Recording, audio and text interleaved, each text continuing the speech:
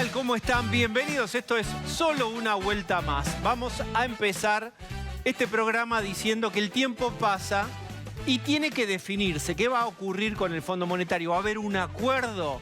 Mañana se reúne Juntos por el Cambio y va a adoptar una posición unificada, clara, acerca de cómo expresarse, qué manifestar. ¿Va a acompañar? Probablemente sí, pero ¿con qué condiciones? Y después viene la otra gran pregunta, que es, ¿y el oficialismo cómo se va a parar? Sobre todo después de la posición de Máximo Kirchner, que dijo: yo no voy a acompañar. Mientras tanto, las variables económicas, que no te las cuentan desde la tele ni es un abstracto, las ves vos, tiene que ver con lo que pasa en las góndolas, los precios. ¿Cuál será la inflación de enero que estamos esperando en los próximos días se publique? Muchas preguntas tenemos y hoy tenemos un programa que es importante, donde puede haber definiciones. Tenemos un ministro importante que voy a presentar, luego de presentar a mis compañeros. Primero, Adriana Amado, ¿cómo estás? ¿Qué tal? Buenas noches. Ahí está Pablo de León. ¿Cómo te va? Pablo de León de a poco le va robando la estética a mí, no es por meter cizaña, pero a mí me parece que a Rolo Barbano, que Rolo en general va en todo de oscuro. ¿Podés tener identidad propia? Yo tengo identidad propia, capilar incluso, no tengo modo de competir con el jopo del señor Barbano. Te estás dejando la barba, Sí, te vas a sí. poner un anillo así metalero en cualquier momento. No, Te paremos. muestra los anteojos, dígales. Te muestra los anteojos. Unos anteojos. A ver, pone, a ver, Cierto, es mírenlo. cierto, a ver, ponga- son iguales. a ver, Así ahí leo, está. mirá. No le digo. Usted paga uno y lleva 2 rolos. Dentro de poco No. está Osvaldo Bazán, que mira, pone como diciendo: no quiero soportar esto. Absolutamente El incomparable. estilismo es de él. El estilismo Absolutamente acaso incomparable. es de él. Bien, está Rolo Barbano, Sí, por ustedes supuesto. ya lo daban por presentado. Está Eduardo Levillellati. ¿Cómo estás, Eduardo Levillellati? Muy bien, Diego Seigman. Bien, y ahora sí voy a presentar al ministro. Es un ministro importante en un momento. ¿Cuál no es un momento crítico argentino? No sabemos. Este es. Matías Culfas es ministro de Producción. Ministro, bienvenido. Muchas gracias, un gusto. Bien, yo lo invito, no son senderos fiscales, no son senderos de precios, son senderos temáticos. Entonces, yo tiro un primer tema que es más político, después vamos a la industria, a esos números. Indudablemente la expectativa es ver cómo se para el oficialismo frente a la demanda de un acuerdo con el Fondo Monetario. ¿Cómo vio usted la posición de Máximo Kirchner diciendo: voy a dejar, y de hecho la dejó, la presidencia de diputados? Bueno, lo importante me parece que es destacar que se ha alcanzado un entendimiento muy importante, que esto fue presentado públicamente hace unos 10 días y que existe la voluntad de avanzar en esa dirección. Digamos, después, por supuesto, hay algunas diferencias. Esperamos, por supuesto, que con la discusión, con el debate, poder llegar a más entendimientos, por supuesto, tanto dentro de nuestra fuerza política como con la oposición. Pensamos que este es un programa que trasciende este gobierno. Estamos hablando de un programa que reestructura la deuda con el FMI, que implica un compromiso por varios años. ¿no? Por Leopoldo varios Moró periodos, había ¿no? dicho: bueno, pero a lo mejor va a haber que hacerle cambios. ¿Existe la posibilidad de que cambien el acuerdo? Yo creo que, insisto, el acuerdo es un acuerdo que tiene mucho trabajo, mucha negociación, muy férrea, y queremos, por supuesto, explicar que es un programa razonable. Lo hemos dicho muchas veces, no estamos cómodos negociando con el Fondo Monetario Internacional. Nunca hubiésemos ido a buscar al Fondo Monetario Internacional como gobierno, pero ya está. Lo que nos tocó es esto, y por supuesto, como gobierno, tenemos que dar una respuesta que es solucionar el problema. Y entendemos que este programa, ya dijimos, por al menos 3 motivos, es un programa que tiene cosas que podemos destacar. Primero, no implica ningún ajuste, podemos realmente tener un sendero fiscal Pero permítame, creciendo y sin tener no es complicaciones. lo que pareciera que piensa Máximo, y uno supondría Cristina. Por eso están alejándose, o eso parece, sobre todo Máximo. Una parte del kirchnerismo duro dice que va a haber ajuste con este plan. Bueno, por eso digo, creo que es importante que podamos profundizar las discusiones en las próximas semanas y explicar por qué pensamos que este programa no incluye ningún ajuste, que da un alivio financiero importante que nos permite crecer en los próximos años, y al mismo tiempo que no hay ninguna de las clásicas reformas estructurales o reformas neoliberales, reforma previsional, reforma impositivas o reformas que implicaban algún tipo de ajuste. Eso no está en este programa, al contrario, hay reformas que son las que queremos, que son reformas para crecer, para aumentar la producción industrial, para ampliar la matriz productiva, ir a lo nuevo, la electromovilidad. Así que bueno, esto es lo que nos parece que nos va a dar un escenario muy positivo para la Argentina. Pero, y permítame la perseverancia del entrevistador, pero ¿qué pensará Máximo de esto? Porque está vendido como si fuera un plan de bondades y el kirchnerismo opina, el núcleo duro, lo contrario. Vuelvo a ¿Qué es lo decir. que no están ellos entendiendo bien? ¿No les creen? Bondades no hay. La gran bondad de esto es que disipamos un escenario muy complicado. Realmente, la opción del no acuerdo es un escenario como un salto a algo desconocido, que realmente agregaría muchísima incertidumbre y, desde nuestro punto de vista, frenaría la reactivación en curso, que es muy importante. Hemos crecido 10% en 2021. La industria, ya vimos los datos, cerró un año espectacular. Tenemos una industria argentina que ya recuperó todo lo perdido en pandemia y recuperó parte de lo perdido en el gobierno de Macri. Es decir, que estamos hablando ya de una industria que generó 50.000 puestos de trabajo nuevos, que tiene todos los sectores, casi todos los sectores hoy creciendo por encima de 2019 y 2018. Por eso digo, saliendo de la doble crisis. Entonces, en ese marco, me parece que esta es la prioridad. Esto que digo la industria lo puedo decir de la construcción, la energía, hoy produciendo en niveles récord. Yo creo que nos vamos a meter con ese tema, y de hecho lo vamos a hacer. Quería darle una vueltita más al tema político, que creo que es central. Pablo. Varias cosas. Voy a hablar como si estuviéramos charlando nosotros y que no esté Culfas, así después, en todo caso, que me desmienta o no. Yo lo que te digo es, el acuerdo que hay es un acuerdo político, no es un acuerdo con lo económico. Por eso, cuando se dice, ¿dónde está la letra? No está toda la letra fina, porque los staff siguen charlando y siguen negociando. Lo que hay es un acuerdo político entre el fondo, con el apoyo de Estados Unidos y el gobierno argentino, de que esto se va a solucionar. Ahora, hoy habló un diputado, que mucha gente no lo conoce, que es Itaí Hackman, pero es un diputado que entró en la ciudad por Juan Grabois, muy cercano a Máximo. ¿Y qué dijo este diputado? Dijo, somos 30 las abstenciones. Con lo cual, se armó un lío bárbaro porque fue una especie de mensaje, tal vez se le escapó al diputado, pero un mensaje desde Máximo decir, ojo que somos 30 nosotros. Entonces, está bien, pero si son abstenciones, ojo con este juego, porque si me abstengo estoy dando quórum, estoy siendo oposición y oficialismo al mismo tiempo. Claro, pero con un detalle. Esta es mi interpretación. Está bien. Si vos no te gusta, no bajás al recinto, vas a dar quórum. Pero sería una manera de decir, bueno, Máximo renunció a la presidencia, pero no dejó de ser diputado y no va a obstaculizar. El tema es que, de esta manera, serían 80 y pico de votos del peronismo a favor, 30 abstenciones más, la izquierda en contra, con lo cual, Juntos por el Cambio, vos te lo decías antes y después nos metemos si querés, estaría aportando más de 100 votos, con lo cual podría llegar a ser un acuerdo con más votos de la oposición que del propio peronismo. Eduardo, quiero pasar por vos sobre este tema del Fondo Monetario. Está el ministro. ¿Habrá libremente todo lo que pensás vos de ese acuerdo?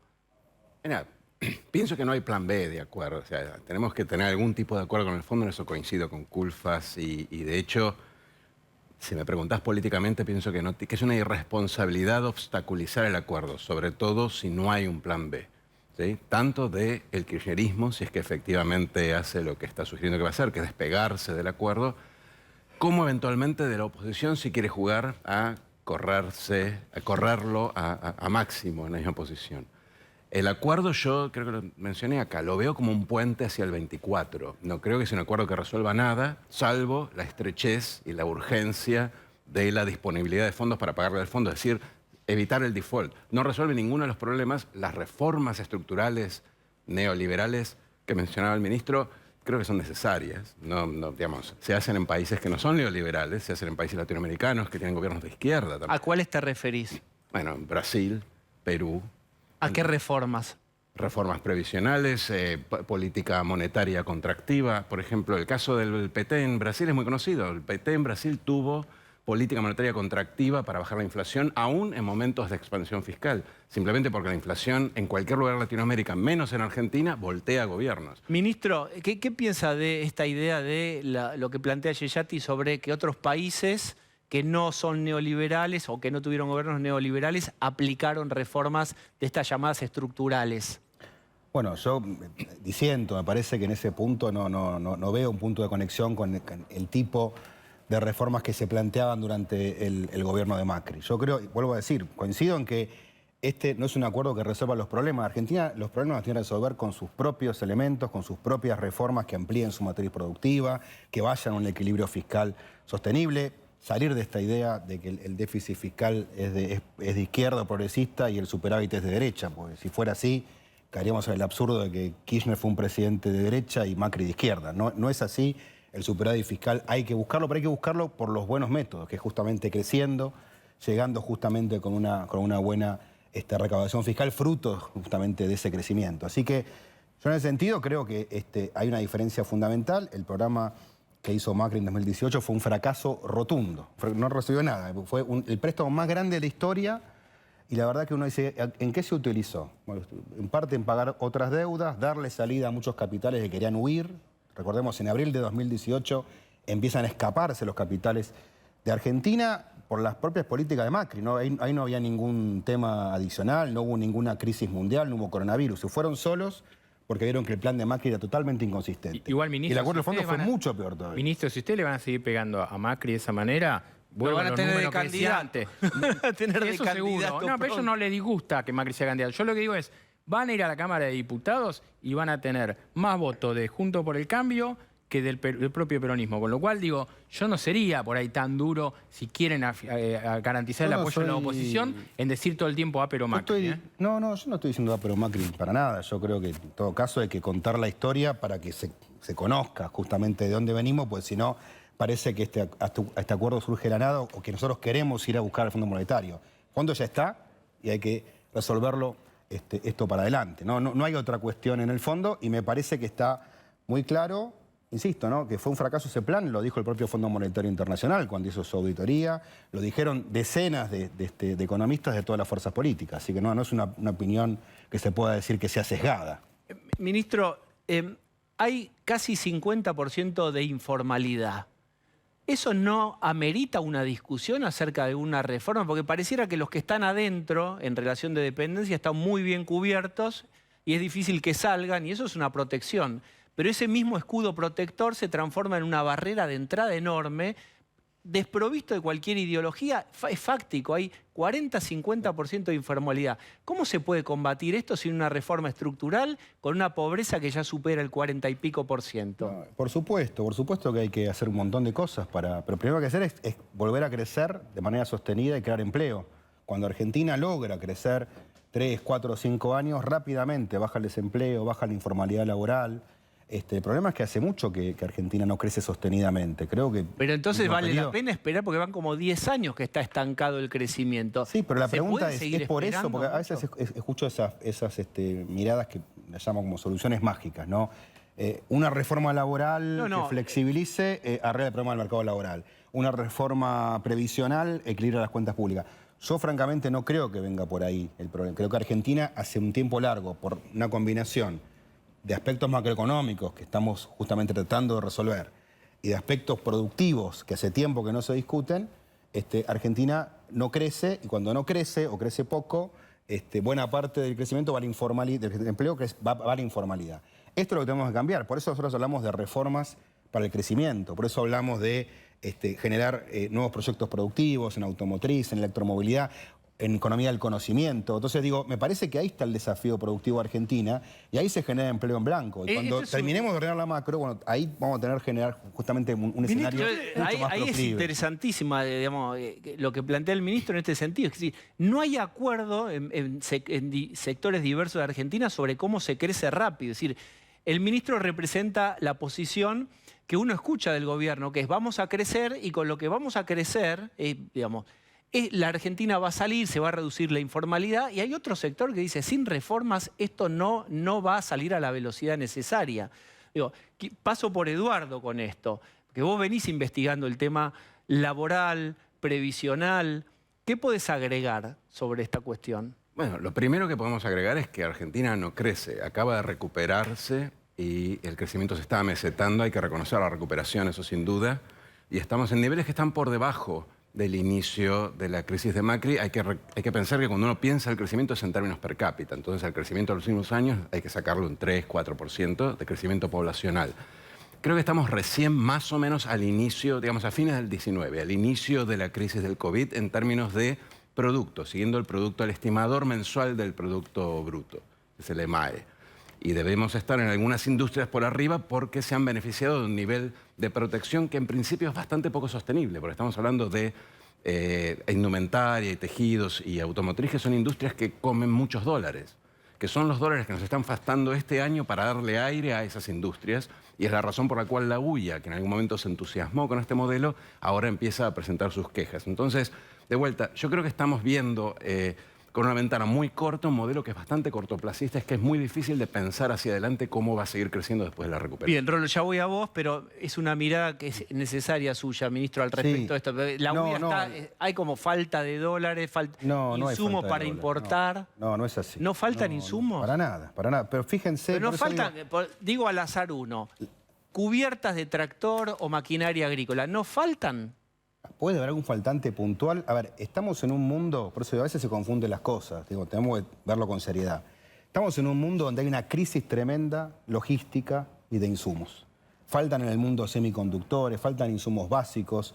La pandemia introdujo un montón de dificultades logísticas. El costo del chequéenlo con el sector empresario, industrial, van a ver que el costo de la logística subió 3, 4 veces. Faltan un montón de cosas en el mundo y también en Argentina, obviamente. Cuando miramos las importaciones van a ver que muchos meses del año pasado son 50% más altas que en 2019. Entonces, decir que hay trabas para importar o que faltan cosas es no ver los números. Pero ¿qué le diría? Seguramente hay gente de la UIA que nos mira, gente de la UIA. ¿Qué hay para ellos? ¿Qué se le puede decir a la Unión Industrial? Pero hablamos todos los días con los industriales y efectivamente no les ha faltado nada. Pueden haber tenido alguna dificultad puntual. En un momento el Banco Central introdujo algunas limitaciones para los pagos al exterior.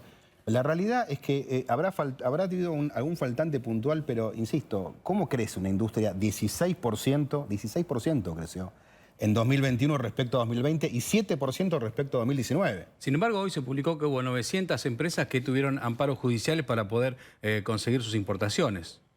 ¿Eso no es cierto? Eso es cierto. Hay algunas empresas que digamos que no tenían su capacidad fiscal bien alineada y bueno, no tenían las licencias de importación y fueron a la justicia, ¿es cierto eso? Es un porcentaje... No es menor, son 900.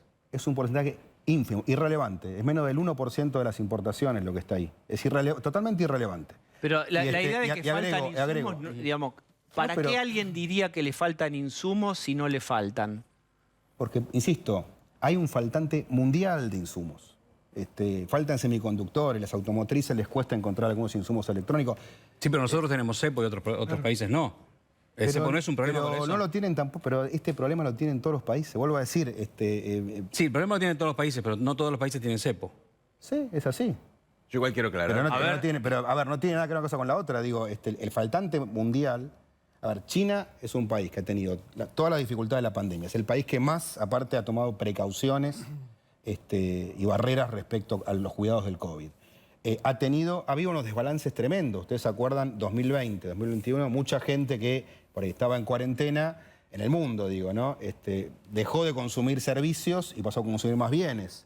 Hubo un montón de desbalances que a nivel mundial, algunos dicen, son por lo menos 6, 8 meses más todavía hasta que se termine de ordenar. Pero convengamos que Argentina triplicó la cuarentena media de todo el mundo. Digo, esas medidas...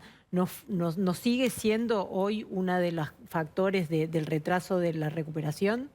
Pero si tenemos unas reactivaciones más grandes de América Latina y en la industria, yo los invito a que revisen cuánto está creciendo la industria en América Latina y en el mundo. En América Latina hay 2 países que crecen, Argentina respecto a 2019, digo, a la prepandemia, Argentina y Chile, que crece mucho menos que Argentina.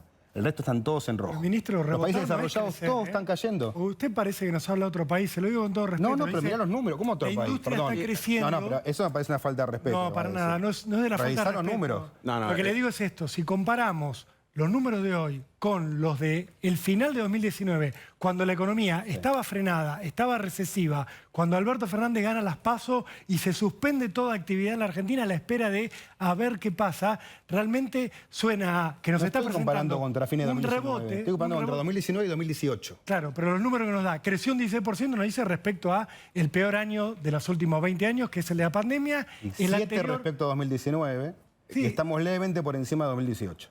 levemente. ¿A vos te por encima. parece? Pero ¿A vos te hay parece sectores, eso? porque A ver. además hay un crecimiento totalmente heterogéneo. Hay sectores que están destrozados, el gastronómico, la hotelería, a pesar de lo que fue la Disculpame, temporada ¿cómo de que está verano. destrozado? Vos conseguiste un restaurante, a ver si conseguiste un restaurante para comer en Buenos Aires, Porque Mar del cerraron Plata, la mitad durante en la Bariloche. pandemia, ministro. O Están, sea, están de por la euforia. forma en la cual el Fíjate gobierno lo que es la administró la hotelería. cuarentena. No, te pido por favor que salgas a la calle a caminar un poquito. Todos los días. Bueno, Con no lo Urbano estás Bonaerense viendo. usted anduvo No últimamente. conseguís una mesa para ir a comer en un montón de lugares. ¿En Hay- dónde? En la Recoleta puede ser. Bueno, donde hay restaurantes te también pido han que cerrado. salgas de Recoleta y veas otros lugares. Mientras Está tanto, diciendo Todos los usted estuvo en centros el turísticos conurbano. colapsados de gente. Entonces, yo te pido que lo veamos con seriedad. ¿Y los Están hoteles que todos los cerraron durante sectores el año pasado? Eduardo, y los que volvieron a abrir. A Fíjate ver, en que la vale la situación pena. actual. Por A favor, ver, te Eduardo. pido, mirá los números, no mires tu experiencia en Recoleta. Pero se me está mandando a la calle. No es mi Creo- experiencia en Recoleta. creo Acá que- todos los sí, días a que ver, me te preguntan. Recoleta. permítame y después la seguimos, pero a ver, Yo dale. no salgo mucho a comer afuera porque estoy a dieta, pero miro los números del INDEC. Entonces, con los números del INDEC vamos a aclarar algunas cosas. La industria efectivamente ha crecido más que el resto del país, basado fundamentalmente en tres sectores que mencioné antes: textiles, indumentaria, maquinarias y equipos, y la industria automotriz. Y eso han crecido mucho, a mi modo de ver, porque han tenido una fuerte protección, no solo por las importaciones, sino también por la brecha, porque compran insumos afuera al oficial y lo venden adentro a un precio que nosotros miramos en relación al dólar paralelo. Ahora, la industria representa, según el INDEC, el 20% del producto. Si nosotros miramos el resto del producto, gastronomía no está en la industria. El producto bruto, el estimador mensual, lo que me está diciendo es que estamos entre 3 y 4 puntos en términos per cápita por debajo de lo que sería el principio de la crisis del COVID, y estamos todavía bastante por debajo de fin del 2017, que fue la última marca comparable con la actual previo a la crisis financiera, ya no la del COVID. Entonces, todos estamos diciendo algo de verdad. ¿Sí? ¿La industria se ha recuperado? Sí. ¿Tiene una recuperación sostenible? Yo creo que no, pero hay que verlo. El ministro dice que sí. En parte es por esta protección que creo que es insostenible, la brecha de 120%, en parte chupando dólares que el Banco Central perdió el año pasado a pesar de haber tenido un insumo extra de dólares por cosecha y por los DEX del Fondo Monetario. Perdió muchos dólares porque nuestro comercio exterior está perdiendo dólares, que no necesariamente deberíamos perder. Este año eso puede tener una restricción al crecimiento, puede ser. La mayoría de los economistas piensan que este año va a costar mucho más crecer a esas velocidades. A ver, ministro, una mirada sobre No, a ver, este punto no es así. El año pasado tuvimos un superávit comercial que fue de aproximadamente 15.000 millones de dólares.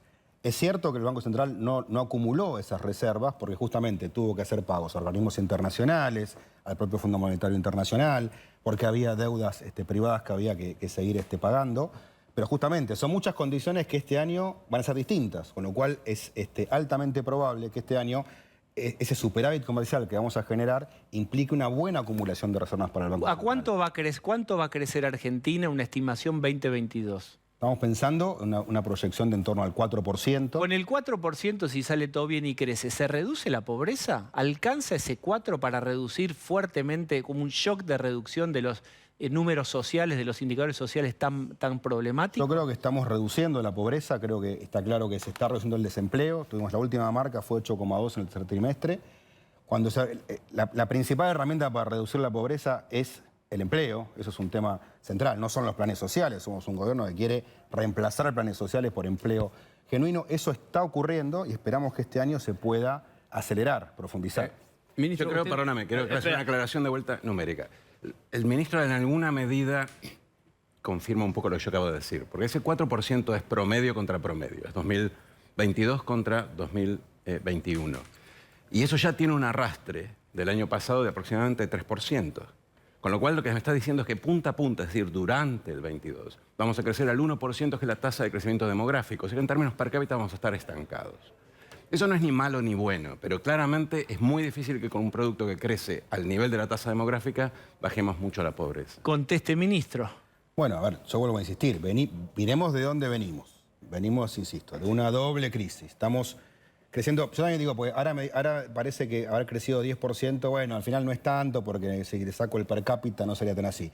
Yo les digo, hace 8 meses, la mayoría de las consultoras, incluso organismos internacionales como la OECD, decían que Argentina iba a recuperar el nivel del producto prepandemia en 2026, y lo recuperamos en 2021. Entonces digo, algo de esto me parece que debe ser valorado positivamente como el resultado de un cambio de políticas que yo creo que son sostenibles, pero parece que hay un cambio muy importante en materia de cómo se va a administrar el flujo industrial en el futuro, y creo que Argentina ahí tiene oportunidades, con lo cual vamos a seguir creciendo.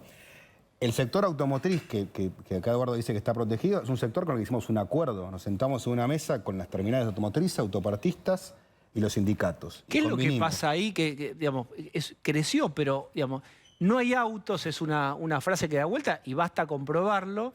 Hay listas de espera blue con precios blue mucho más altos. Es decir, querés hacer la cola para el auto 6 meses. Bueno, a ver, pero yo tengo para vos un numerito azul y es 20% más Pero arriba el valor del quiero aclarar auto. una cosa. No Ahora, estoy hablando eso de la último, protección. no puedo estoy- recibir una denuncia en defensa del consumidor. Si te parece, los Pero esperamos yo- mañana con... No, estoy pero hab- hablemos no en estoy serio, hablando Víctor. de la Lo digo en serio. Pasa, protección. sus amigos le deben contar, digamos, está pasando. Yo por eso digo, nosotros, a ver, tenemos que administrar una situación donde buscamos fortalecer la reactivación productiva en un contexto que es conocido. A ver, nos sobran dólares.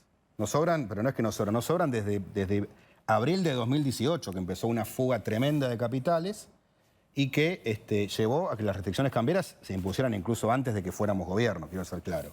Entonces, en ese marco, bueno, obviamente lo que buscamos, a ver, ¿cómo se resolvía esto antes? Bueno, importar más autos y ahí tenés una oferta mucho más grande. Bueno, nosotros lo que estamos buscando es administrar este crecimiento de la producción automotriz sin que nos peguen el balance de divisas. Ahora, Por pero eso ministro, apuntamos le hago en una ese pregunta sentido. corriéndome de los números de la gruesa de la economía, que yo los desconozco absolutamente.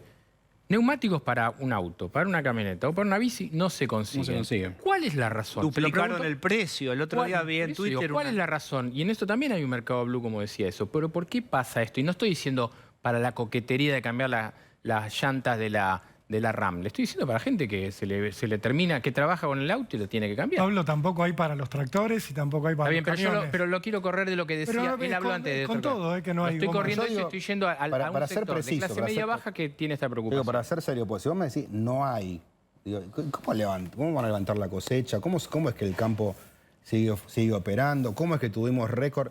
El año pasado fue el año récord de fabricación de maquinaria agrícola en el siglo XXI en Argentina. ¿Qué pasó? ¿La vendieron sin ruedas? Obviamente se vendió con ruedas. No es que falta, puede haber algún faltante puntual, específico. Pero digo, seamos precisos en esto, porque si no pareciera No la es gente preciso. ve El por campo televisión se y dice, queja del no hay tractor rueda, ¿no? y uno no hay va a la neumático. gomería y le cobran más caro. Es más fácil meterle salmón a la rueda del auto, jamón crudo, que una goma. Tanto es lo que fue. Se lo digo sinceramente. Debe ser más caro, parece- tuve que cambiar la semana pasada. más o goma. menos, recomendaría. Más o menos, ¿eh? Son ¿El jamón caras crudo? las gomas a un precio insólito No, pero para hablemos lo que en estábamos serio. Hay acostumbrados. falta. Una Y pero- bicicleta no hay menos. Te vuelvo a Pasan decir, cosas. yo te vuelvo a decir, no te desconozco que puede haber faltantes puntuales, específicos, temporales. Ahora, insisto, no hay manera de justificar que venimos de un año récord de producción de tractores, cosechadoras, máquina agrícola, y resulta que no hay neumáticos. Después miente Lo el campo. asumo. Cuando, ¿Cómo? cuando la gente del campo nos dice no tenemos goma para los tractores, Bueno, ¿están mintiendo? habrá un poco de exageración, habrá algún tema puntual, habrá uno por ahí, uno que tuvo un problema y se amplifica y el resto no dice, no es cierto. Si no tiene lógica. Ministro, usted recién le dijo acá al colega que le faltaba el respeto porque no estaba de acuerdo con una opinión suya. No quiero faltarle el respeto, ni mucho menos, pero me gustaría una apreciación suya. Si el país está creciendo como usted lo dice, ¿por qué cree que lo votaron solamente el 30% de los habitantes del país? Bueno, parece que esa es una pregunta que encierra por ahí una mirada excesivamente economicista. Yo creo que el tema del voto tiene muchas razones, ¿no? Bueno, ya han pasado algunos meses, me parece que en el voto influyeron un montón de razones, ¿no?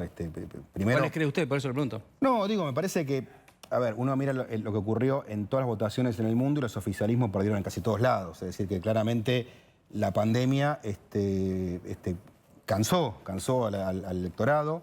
Obviamente en el manejo de la pandemia yo creo que hubo un montón de aciertos, también hubo errores, no lo voy a negar. Bueno, en todo eso me parece que hay un montón de elementos también políticos que han influido, pero igual quiero ser muy claro, ¿no? Para que no haya lugar a confusión. Yo no estoy diciendo que estamos en Disneylandia, estoy diciendo que venimos de una doble crisis enorme y que estamos saliendo, y que la recuperación es mucho más sólida de lo que muchos pensaban y que además está fuertemente sustentada por sectores productivos. Yo hablaba de la industria, pero también voy a mencionar a la construcción, que está en un momento muy bueno, y para decirles, hay un montón de permisos de obra ya aprobados, con lo cual lo que tenemos es una expectativa de que va a haber mucho más crecimiento de la construcción, muchas ventas de cemento, todo esto influye en muchos sectores productivos. La minería está teniendo un nivel de inversión, de anuncios de inversión, récord. Realmente eso es muy significativo. El campo está muy bien. La energía, uno mira Vaca Muerta, está en récord de producción. O sea, la Y gente bueno, no votó por el dinero, no ¿Cómo? votó por una mirada económica. Creo que hay un montón de factores. Yo la verdad tampoco es mi expertise de hablar de cómo analizar el voto. Quiero Pero hay meter muchos este tema. factores. Eso sí Quiero, antes de Eduardo, hablar de la inflación. Todavía no se sabe bien cuál va a ser la de enero, la de diciembre la conocen. 3,8. Uno ve que los precios en las góndolas van cambiando muy dinámicamente. Se dice que puede subir el pan 20% dentro de pocos días. ¿Cuál es su mirada sobre la expectativa inflacionaria? Ya se habló de que las paritarias de menos de 40, o sea, piensen que estamos en febrero y ya están diciendo que menos de 40 no. Es decir, ¿de qué modo van a abordar esto con más efectividad? Porque la verdad que es la preocupación máxima. Ayer Lucas Romero, de una consultora, decía, está en el tope de las preocupaciones, volvió a ser la inflación. Sí, sin duda. La verdad que venimos de un proceso de ya son cerca de 15 años de una inflación de 2 dígitos y la verdad que se ha convertido en un problema mucho más complejo de lo que algunos pensaban. Nuestra mirada, obviamente, en 2020 logramos una reducción importante de la inflación. 2021 no logramos sostener ese proceso de desinflación que se había iniciado. Nos influyó, obviamente, muy negativamente en este aspecto el aumento internacional que hubo en los precios de los diferentes insumos, commodities, industriales, alimentarios. Bueno, esperamos este año con una mayor estabilidad, con un programa macroeconómico, insisto, ¿no? Me parece ¿Usted cuál cree que va a ser la inflación de este año? No, a ver, yo no quisiera hacer esa proyección, le corresponde al Ministerio de Economía, no le quiero sacar trabajo en esto a mi colega Martín Guzmán, pero digo, sí esperamos reducirla. Sí Hay esperamos una inflación, lo leo como... Me pongo los anteojos. ¿Hay una inflación monopólica? Esto dijo Roberto Feletti, que es secretario de Comercio. No, a ver, yo creo que efectivamente hay posiciones dominantes en muchos mercados. Ahora, la causa en sí de la inflación no es... ¿Cuál es? Bueno, son varias. Hay inflación de costos. Está claro que si suben los precios de los insumos en una economía que es bimonetaria, que está semidolarizada, eso obviamente empuja para arriba los costos. Después, obviamente, el que tiene más poder oligopólico por ahí se anticipa a posibles subas, pero no es la causa. En todo caso, digamos, hay como un comportamiento adaptativo, ¿no? No quiero aburrir mucho con tecnicismos de la facultad, digamos. Tiene que ser medio párrafo porque estamos jugados. Dale, Eduardo Serrás. No, solo quiero decir que espero que las proyecciones de crecimiento sean mayores a 4%, porque con 4% no se llega al 2,5 fiscal sin ajuste. Bien. Yo quiero agradecerle al ministro, no es fácil, digamos, como siempre hago el mismo chiste pavo de que el zorro espadeando contra 5. Gracias, creo que hemos tenido una charla bastante respetuosa, 6. Así que gracias por haber venido. Bueno, muy bien, yo tengo ganas de recibir un llamado telefónico y decir aló, pero no me suena, ahí me sonó, aló. ¿Cómo le va? Ah, bueno, ¿cómo le va? ¿Cómo le va, Bulldog? Escuche una cosa, le anticipo una cosa. Estoy viendo los memes de la gira presidencial, por eso me estoy riendo. ¿Qué vio? A ver, ¿qué le gustó? Pero usted entiende, Seyman, la magnitud del bochorno de esta gira. Primero juntándose con Putin para hablar mal de los Estados Unidos. Yo nunca he visto una imprudencia semejante. Que alguien le avise al presidente que en la Casa Blanca tienen internet. Por más que esté medio gagá Biden, que seguro debe tener conexión dial-up, pero hay también un teléfono rojo que si quiere se comunica con el FMI, no sé si me explico, y permítame agregar algo más. Agregue. Tampoco nos ayuda mucho que Alberto ande diciendo por ahí que él se siente muy identificado con el Partido Comunista Chino. Eso dijo, sí, salió en todos lados, lo grabó en la televisión. ¿Qué tanto le gusta del Partido Comunista Chino, presidente? La libertad de prensa, el trato a los opositores, el acceso a la información pública. Mire, yo ya no soy muchachito, ya tengo mis años. Cuando vi que estaba rindiéndole pleitesía a Mao Zedong, me agarró tal calor en todo el cuero cabelludo que me tuve que tomar un Lotrial. Un Lotrial para bajar la presión. Porque creí que me estaba dando una CB. Mao Zedong, Diego, un genocida colosal. Yo pienso que estos folletean en el hotel. Vio que siempre en el hotel hay ahí algún folletito. Yo creo que folletean y después van a la criminal reunión. que se cargó a 75 millones de personas y nosotros vamos y le llevamos arreglos florales como si fuera Susana Jiménez. Y acuérdese que le dijo a Biden unos capítulos atrás, dijo que estaba muy contento de que hubiera ganado Joe Biden. ¿Recuerda? No, es una locura. Sí, es una locura. Bueno, muy bien. Volvamos a la racionalidad, compatriota. No pido un Churchill. Simplemente en el 23 me conformo con un presidente que no nos sumerja a diario en la vergüenza ajena colosal. Yo estaba esperando la palabra y no venía. ¿Cómo es esa palabra? Colosal. Muchas gracias por este llamado. Bueno, muy bien. Le damos la bienvenida a Roberto Debag. Hola, Roberto, ¿cómo estás? Muy bien, buenas noches. Quiero que la conversación que vamos a mantener con vos la presente Adriana Amado con la noticia que te convoca. Dale, Adriana. Bueno, ha aparecido una investigación de la Escuela de Negocios y Economía Aplicada de la Universidad Johns Hopkins, que es una, muy importante es la una universidad Hopkins, muy reputada porque fue la primera que compiló los datos mundiales de la pandemia. De ahí se convirtió en una de las referentes en cuanto al análisis de datos resultantes de la pandemia. Lo que hizo este trabajo fue revisar todos los papers, más de 17.000 papers que analizaban el efecto de las cuarentenas y después de la selección y de ver cuáles se aplicaban, encontraron que no hubo efectos significativos en las tasas de mortalidad en Europa y en Estados Unidos, que son los lugares en donde este estudio se hizo. Bien, o sea, la cuarentena podría no haber servido demasiado, Roberto Debag. Bueno, esto es lo que muestra este metaanálisis. Tendríamos que decir que los metaanálisis, este estudio, que fue sobre, como decía Adriana, más de 17.000 trabajos que evaluaban la eficacia, se reduce en los metaanálisis, es tratar de ver cuáles de los estudios se pueden comparar para decir, vamos por estos estudios solo si los analizamos. La historia, después de 35 años de infectólogo y de ver metaanálisis 3 o 4 por año, dicen que los metaanálisis son muy fuertes en sus conclusiones. Y cuando tiene una conclusión, esa conclusión posiblemente sea una verdad.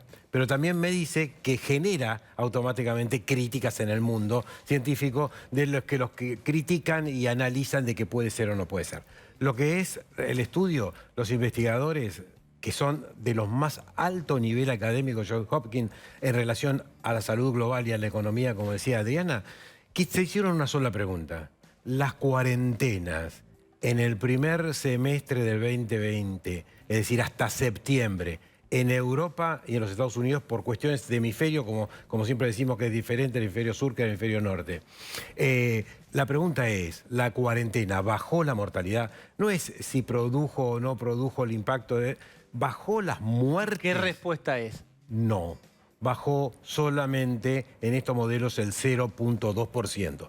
De todos los trabajos, de 34 trabajos, quedaron 24. O sea, que todo ese tiempo que estuvimos encerrados podría no haber servido para nada. En relación con la mortalidad, no. No bajó la mortalidad hasta septiembre, no la bajó. De los 24 estudios, hay uno solo que dice que sí, pero el resto no. Y cuando uno se mete en los diferentes modelos que hicieron, la conclusión Pero ¿cuál es la lógica? A ver, digamos, ayúdenme en esto, ¿no? Me tiro a pensar, a que pensemos juntos. La lógica es que si vos te encerrabas, iba a circular menos el virus, hipotéticamente. Si circulaba menos, la gente vulnerable con enfermedades preexistentes tenía menos riesgo de enfermarse y de morir. Entonces, ¿cómo es que en esta lógica, si circulaba menos el virus, no servía para bajar la mortalidad? El lema era quédate en casa, Diego. Claro. O sea, el lema era quédate en casa, pero quédate en casa, pero la quédate en casa. circulación del virus siguió. Porque las cuarentenas lo que hicieron fue producir igual, a pesar de las restricciones, producir la circulación del virus. Este es el ¿Cómo? secreto. Producieron no frenarla. No frenarla, la enlentecieron en algo, pero no le impactaron en la mortalidad. Es absolutamente claro que la vez que el Centro de Control de Enfermedades de Estados Unidos dice utilización de máscaras, ahí la utilización de máscaras empieza a impactar en la reducción de mortalidad, y esto fue alrededor de mediados de agosto. Es difícil la lógica de cómo esto sucede, pero está claro esto. Está clarísimo. El barbijo reduce las muertes Ayer decíamos... y el en las encierro no está claro que No. redujo muertes. Exactamente. Bueno, de hecho, vamos a tener que empezar a acostumbrarnos de que ahora que se está haciendo una revisión de lo actuado, van a empezar a circular estos datos y estos informes. De hecho, hay críticas, por ejemplo, en un mismo país, en España, hay un conflicto porque, por ejemplo, Cataluña decidió hacer restricciones mucho más estrictas, Madrid no, y los resultados no acompañan esa decisión de las restricciones. Entonces acá aparecen los economistas, que es de donde viene este paper, a decir, bueno, a ver, ¿qué pasó con esto que era la razón científica que tuvo el impacto económico que tuvo y quizás tampoco tiene hoy, con la perspectiva, los resultados científicos que se esperaban? Es claro lo que dice. La perspectiva dice que si hoy apareciese otra pandemia, el bloqueo de las restricciones no serían impactantes en la mortalidad. ¿Esto, Roberto, nos deja en evidencia que la decisión de encerrarnos se basó en nada? Bueno, o sea, que no había un conocimiento real. No, que al sustentara esa encerrarnos idea. tanto tiempo. Bueno, por tanto eso, tiempo. Y encima muy buena la tu señora pregunta, Entonces, Roberto, muy buena tu pregunta, porque en parte del artículo de 30 y pico de páginas dice que las decisiones de los países en tomar el bloqueo o tomar lo que se llama la cuarentena fue una cuestión de espejo, no una cuestión basada en los resultados sanitarios de su país. Es clarísimo. Wuhan, Italia empieza a tener las muertes, y nosotros en las pocas semanas, por ejemplo, en el hemisferio sur, para no tomar específicamente Argentina, para no ser criticado, porque va a haber críticas posiblemente de argentinos sobre ese metaanálisis, toma las restricciones, pero no toma las restricciones basadas en lo que estaba pasando, sino en el espejo. Igual había 10 contagios por día. Esperen que Osvaldo hace media hora que está como en la farmacia con el número en la mano que lo atiendan. Dale. Me tocó. Perdón. No, me parece interesante. No es nada personal. Por supuesto, pensado para futuro, digamos, es interesante pensar que hay que hacerle caso a la libertad. Me parece que durante los 2 años estuvimos diciendo que, bueno, sí, la libertad, pero lo importante es que no nos vamos a morir. Bueno, quedó claro que si hubiéramos respetado la libertad, tampoco nos moríamos y hubiéramos vivido mejor y hubiéramos llegado mejor hasta acá. Así que me parece que esto que ha pasado podría servirnos para aprender alguna cosa y aprender que la libertad es lo importante. Gracias. Una adicional a eso. Yo quiero agregar, no es en sí misma la libertad, el resultado, digamos, nos taladraron con la danza y el martillo. ¿Recuerdan cuando no sé quién era que había impuesto? Un ingeniero. Un ingeniero había impuesto que tenía la cuarentena era la herramienta medieval que se tenía a mano y que el mundo sabía, y la historia de la medicina también, que era la forma para combatir Está bueno un revalorizar la virus libertad. nuevo. Pero ahora tenemos que no. No, y eso que no... Pero no es que la libertad te da salud, te da salud mental y todo, y yo estoy a favor, y creo que Osvaldo termina teniendo razón. Pero además la libertad... Pero estamos con el diario El Lunes, Además, ¿no? Sí, claro, Exacto. por eso no estoy diciendo que mal que estuvimos. Digo, es cierto que en aquel momento nadie sabía qué podía pasar, no entendíamos, por eso preguntábamos. Acá se abusó de la herramienta, Sí, se cierto. enamoraron de la Y herramienta. es cierto que nosotros mirábamos a Europa, como decía el doctor, pero no estábamos mirando a los países asiáticos que sí tenían una experiencia en una pandemia similar del SARS-CoV-1 y que ellos tomaron otras medidas. Nosotros no copiamos esos modelos, hicimos espejo de algunos. Exactamente. Y con lo que decía Osvaldo, en el adicional, nosotros nos está midiendo y nos está mirando en perspectiva lo que es el exceso de mortalidad. ¿Qué quiere decir el exceso de mortalidad? Se produce un evento como es la pandemia, se produce la cuarentena, las restricciones. Ahora, ¿las personas se mueren menos o se mueren más por otras causas? Por ejemplo, no había tránsito, por lo tanto bajó la mortalidad en accidentes de tránsito, pero aumentó la mortalidad no detectada en la Argentina o no estudiada en la Argentina, porque se hizo un estudio de exceso de mortalidad, de suicidios, de no personas que iban a la guardia por los cardiovasculares. Enormes. Pero la mortalidad también todavía hay secuelas. Pero también es un exceso de mortalidad porque está relacionado con ese evento. O sea, se va generando perspectivas de qué va pasando. Ahora, yo te hago esta pregunta, digamos, porque lo importante de este metaanálisis es, ¿nos deja algo para aprender si el diablo mete la cola y hay una mutación complicada otra vez? No. Es decir, ¿se podría volver a intentar con el encierro, con la cuarentena, o ya no vale la pena? Aparece una mutación muy peligrosa. ¿De enfermedad respiratoria? Sí. Barbijo.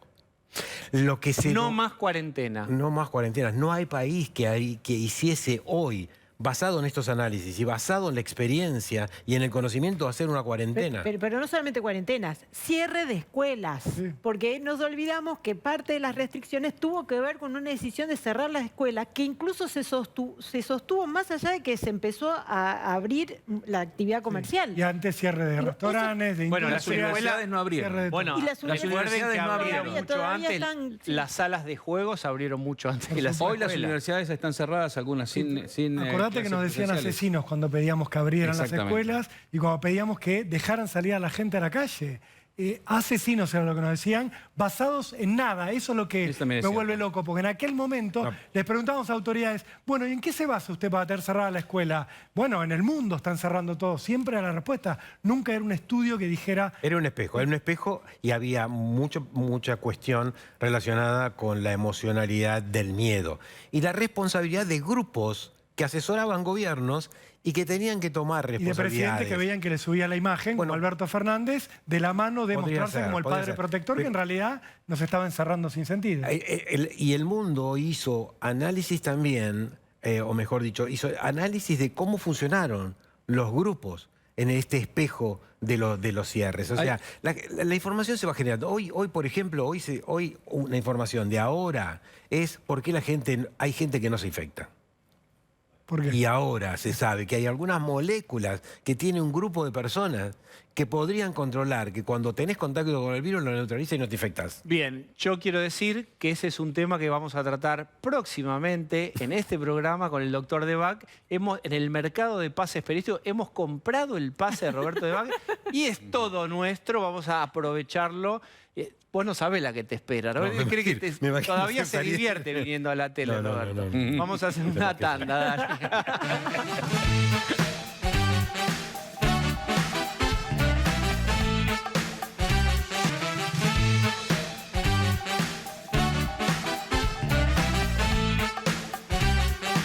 Bueno, muy bien. Quiero hacer una aclaración con respecto a lo que ocurrió hace algunos programas. Leo directamente esto sobre Huawei.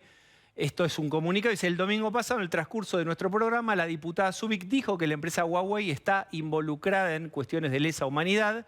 A raíz de esto, la empresa publicó un comunicado de prensa que dice, desde Huawei rechazamos las infundadas y calumniosas declaraciones efectuadas por la diputada Mariana Zubik en el programa televisivo Solo una vuelta más el domingo pasado.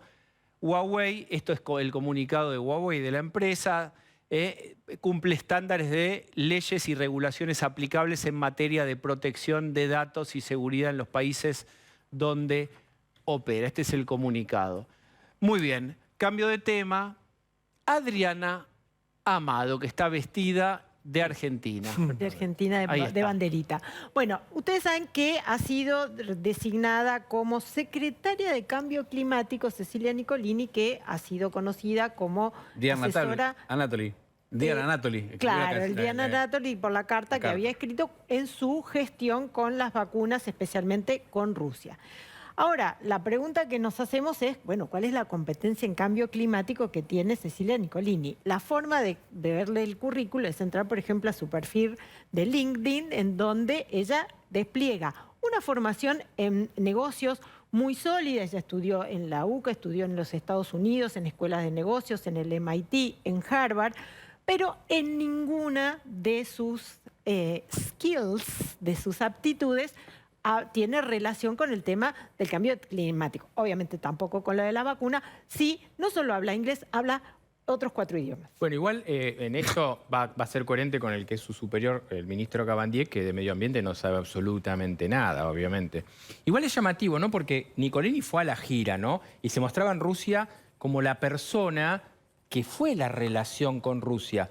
Raro porque ahora pasa una agenda que le interesa mucho a Joe Biden. Pero, más que a los rusos, le interesa mucho a Joe Biden el tema del cambio climático. Según contó la corresponsal de La Nación, que estuvo Elisabetta Piqué, que estuvo en el Kremlin, dijo que no la dejaron entrar. Exactamente. Y que se largó a llorar. No sé si se largó a llorar, pero sí se largó a decir, yo tenía la relación con los rusos, ¿cómo no me dejan entrar al Kremlin? La nota decía eso y decía que Gabriela Cerruti apelaba a la solidaridad de Sorora para que la dejaran entrar, lo cual es raro apelar a la solidaridad Sorora en el Kremlin, ¿no?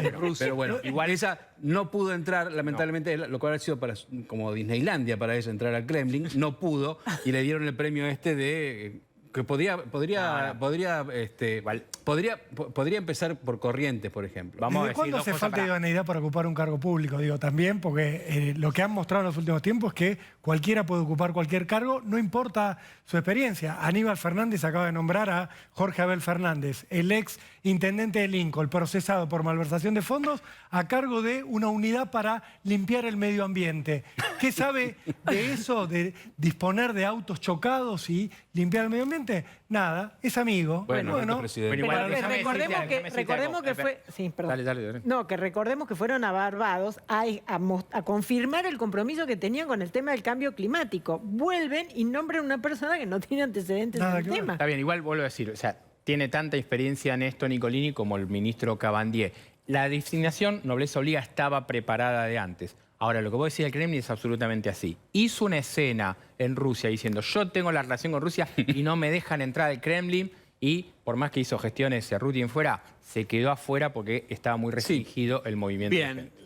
¿Qué diferencia si vos estás aplicando un trabajo, la cantidad de entrevistas que tenés, cómo te revisan absolutamente todos y qué aptitudes y antecedentes tenés?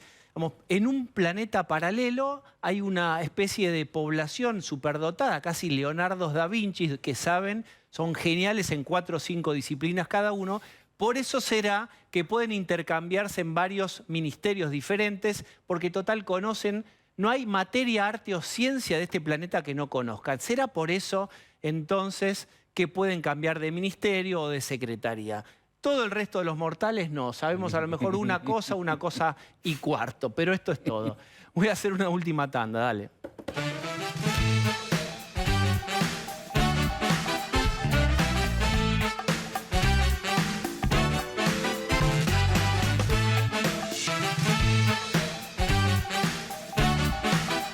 Pasan los días. ¿Se sabe, Rolo Barbano, con qué estaba adulterada esa cocaína que terminó siendo letal?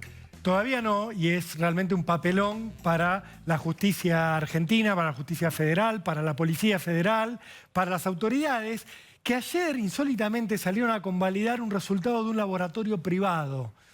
Sergio Berni, en una entrevista, convalidó un análisis que se había hecho supuestamente de manera privada a partir de la droga que había entregado un abogado de los narcos detenidos, y dijo, puede ser que la sustancia sea piperidina. Nos metieron un nombre nuevo. ¿Qué es la piperidina? ¿Qué es? Es un precursor químico. Precursores son las sustancias que se usan para fabricar drogas ilegales del fentanilo, justamente. O sea, sería un protofentanilo, una sustancia básica para hacer fentanilo. Un insumo para el fentanilo. Un insumo que también está controlado como el fentanilo. El que lo tiró sobre la mesa, de alguna manera, fue Sergio Berni.